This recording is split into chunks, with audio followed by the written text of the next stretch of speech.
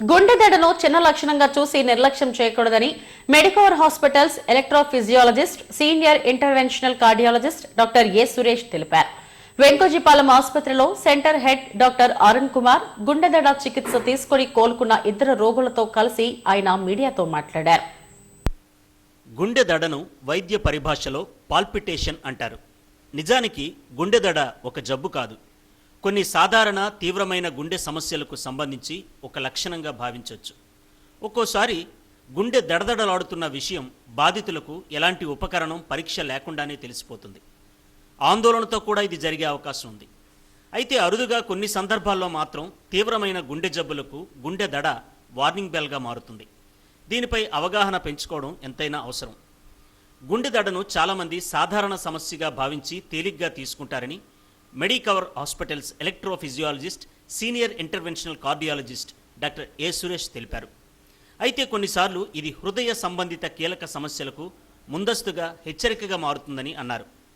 గుండె ఒక్కసారిగా వేగంగా బలంగా అసమానంగా గ్యాప్ ఇచ్చి కొట్టుకునే పరిస్థితిని పాల్పిటేషన్స్ అని అంటారని తెలిపారు. గుండె దడ కొన్ని సెకండ్ల నుండి కొన్ని నిమిషాల వరకు కొనసాగొచ్చని అన్నారు. ఇది ఎక్కువ హానికరం కానప్పటికీ కొన్నిసార్లు మాత్రం తీవ్రమైన హృదయ సంబంధిత రుగ్మతలకు సంకేతం కావచ్చని అన్నారు. జీవనశైలి మార్పులు, అధిక ఒత్తిడి, శారీరక శ్రమ, కెఫెన్ పానీయాలు, థైరాయిడ్ సమస్యలు, రక్తహీనత, రక్తపోటులో మార్పులు, ఎలక్ట్రోలైట్ అసమతుల్యతలు వంటి కారణాలు పాల్పిటేషన్స్కు దారితీస్తాయన్నారు. తరచూ వచ్చే గుండె దడ, శ్వాస లోపం, ఛాతీ నొప్పితో కలిసి వచ్చే దడను నిర్లక్ష్యం చేయడం ప్రమాదకరమని అన్నారు. గుండె నిమిషానికి 60 నుండి 100 సార్లు కొట్టుకుంటుందని, 100 బీట్స్ కంటే ఎక్కువగా ఉంటే టాచీ కార్డియా అంటారని తెలిపారు. గుండె దడను నిర్లక్ష్యం చేయకుండా సకాలంలో వైద్య నిపుణులను సంప్రదిస్తే ప్రమాదం నుండి బయటపడొచ్చని అన్నారు. గుండె గురించి మీ అందరికీ తెలిసిన విషయమే. సో గుండెకి 2 ఫంక్షన్స్ ఉంటాయి. ఫస్ట్ ఈజ్ సర్క్యులేటరీ ఫంక్షన్, రెండోది ఎలక్ట్రికల్ ఫంక్షన్. సో మీకు అందరికీ అవగాహన ఉంది, గుండె ఒక పంపు లాంటిది. అని ఎడమ వైపు ఛాతి మీద దగ్గర ఉంటుంది. So around 5 litres per minute మన బ్లడ్స్ పంప్ చేస్తూ ఉంటుంది. It is the most hard working organ of our body. అంటే రెస్ట్లో ఉన్నప్పుడు 5 లీటర్లు పంప్ చేస్తుంది. అదే ఎక్సర్సైజ్ చేసేటప్పుడు 10 to 20 litres per minute pump చేస్తుంది. సో ఈ పంప్ని, ఈ మజిల్ పని చేయాలంటే దానికి న్యూట్రిషన్ ఉండాలి కదా. సో దానికి సప్లై చేయడానికి ఎడమవైపు గుండెకి 2 రక్తనరాలు, కుడివైపు గుండెకి 1 రక్తనరం ఉంటుంది. సో ఈ రక్తనరాల్లో ఏదైనా బ్లాకేజెస్ ఉంటే అప్పుడు మనకి ఛాతి నొప్పి రావడం, ఆయాసం రావడం, కళ్ళు తెరవడం, అవన్నీ సిమ్టమ్స్ ఉంటాయి. సో హార్ట్ అటాక్ అని మీరు వినే ఉంటారు. సో సడన్గా ఆ రక్తనరం బ్లాక్ అవ్వడం వల్ల హార్ట్ అటాక్ రావడానికి అవకాశం ఉంటుంది. సో అదన్నీ ట్రీట్ చేయడానికి స్టెంటింగ్, బైపాస్ అవన్నీ మీకు అవగాహన ఉంది. సో అది డీల్ చేసేది ఇంటర్వెన్షనల్ కార్డియాలజిస్ట్. సో మోస్ట్లీ ఆ బ్లాక్ క్లియర్ చేసి స్టెంట్ వేయడం లేకపోతే బైపాస్ పంపించడం, అది the work of a interventional cardiologist. ఇప్పుడు సెకండ్ ఫంక్షన్ ఏం చెప్పాను, electrical function. So electrical function అంటే ఈ గుండెకి పంప్ చేయాలంటే ఒక హార్ట్ రేట్ 60 నుంచి 100 పర్ మినిట్ గుండె కొట్టుకోవాలి. సో ఇది కొట్టుకోవాలంటే దాన్ని ఎలక్ట్రికల్ కండక్షన్ సిస్టమ్ ఇది రెగ్యులేట్ చేస్తుంది. సో ఆ ఇంపల్స్ అనేది ఎస్ఏ నోడ్లో మొదలవుతుంది. ఎస్ఏ నోడ్ నుంచి ఏవి నోడ్కి వెళ్తుంది. ఏవి నోడ్ నుంచి బండిల్ ఆఫీస్, తర్వాత రైట్ బండిల్, లెఫ్ట్ బండిల్. ఇది ఎలక్ట్రికల్ ఇంపల్స్ ట్రావర్స్ చేసే పాత్వే. సో దీంట్లో ఎక్కడైనా తేడా ఉన్నా, అంటే ఈ నార్మల్ రూట్లో గుండె దడ వెళ్ళకుండా ఇంకో ఏరియాలో ఏదో బైపాస్ ట్రాక్ ద్వారా అయినా గుండె దడ వెళ్ళడం, లేకపోతే ఏట్రియా నుంచి గుండె దడ మొదలవడం, లేకపోతే వెంట్రికల్ నుంచి గుండె దడ మొదలవడం వల్ల నార్మల్ రిథమ్ కాకుండా ఎరిథమియా ఫామ్ అవుతుంది. ఎరిథమియా కాజ్ చేస్తుంది. సో దీని లక్షణాలు ఏంటి? సో గుండె దడ 60 నుంచి 100లో కొట్టుకోలేదు. 100 కంటే ఎక్కువ కొట్టుకుంటే పేషెంట్స్కి గుండె దడ వినిపిస్తుంది. సో మనం పరిగెట్టేటప్పుడు మనకి కొన్నిసార్లు స్పీడ్గా కొట్టుకున్నప్పుడు దడలాగా అనిపిస్తుంది. అది నార్మల్ ఫీలింగ్. ఏ కారణం లేకుండా గుండె దడ ఫీల్ అవ్వడం అంటే abnormal awareness of once own heart beat is palpitation, అంటే గుండె దడ.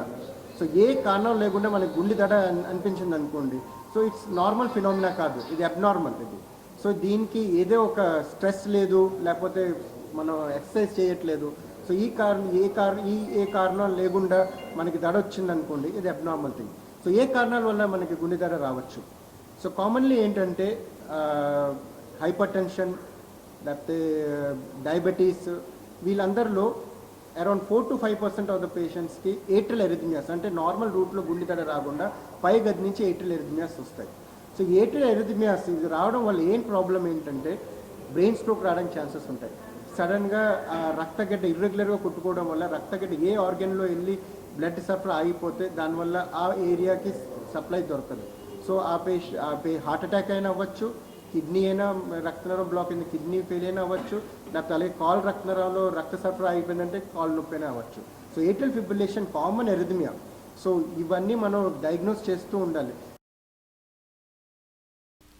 మెడికవర్ హాస్పిటల్స్లో కార్డియాలజీ వైద్య సేవలు అద్భుతంగా ఉన్నాయని రోగులు తెలిపారు. శస్త్రచికిత్స తరువాత వచ్చే గుండె దడకు కూడా మందులు ఇవ్వడంతో తనకు ఎలాంటి సమస్యలు లేవని చెప్పారు.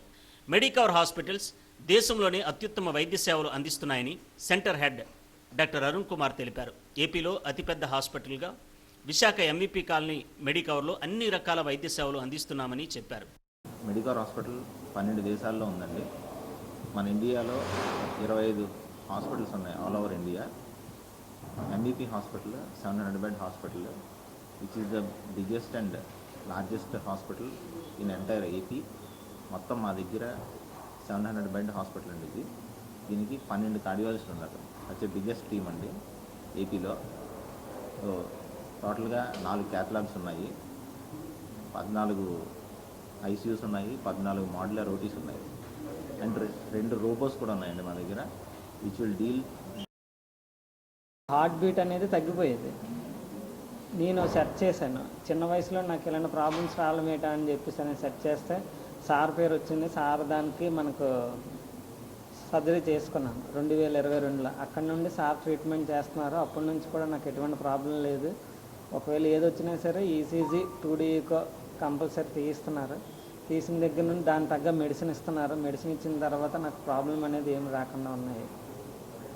ఈ మనకి ఆపరేషన్ చేసిన తర్వాత కూడా మధ్య మధ్యలోనే గుండె దడ హార్ట్ బీట్ పెరిగినట్లు నాకు అనిపిస్తే సార్ మెడిసిన్ చేంజ్ చేస్తున్నారు ఈసీజీ 2D మీద. దాన్ని బట్టి నాకు ప్రాబ్లం అనేది ఏం రావటం లేదు. ఇప్పుడు అంతా పర్ఫెక్ట్గా ఉన్నది.